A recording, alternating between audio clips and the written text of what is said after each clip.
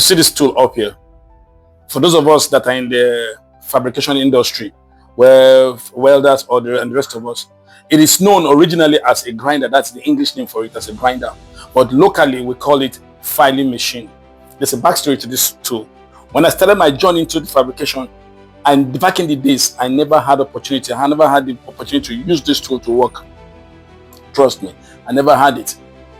To say it was difficult, yes, it was. Where you want to cut, because it helps in getting your job done fast, better, and well. But look, I started from zero.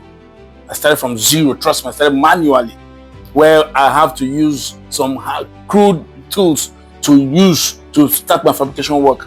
Now, if at the point in time when after welding, you need to file this thing to look good, I will go a ball rolling. I will go to, then it wasn't prevalent, it was an expensive tool to have. Then back in them, there were very few older hands that had this filing machine in them. So I will have to go where I can hire and bring and use to get my job done.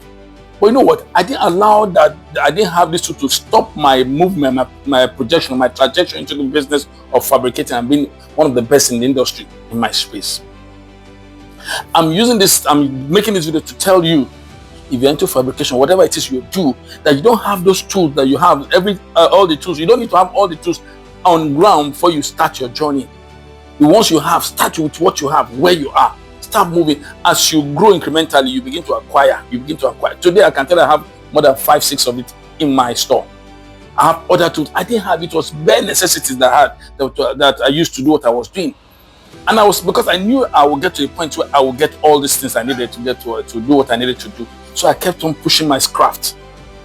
So if you are in business, push your craft. You don't have it. You don't need to have everything before you move. Start where you are. Start with what you have. I started with nothing. I didn't even have a measuring tape. I will be doing some videos from time to time about my journey into fabrication, how I started. I didn't have a measuring tape. Most of the things I did it crudely, but I got results.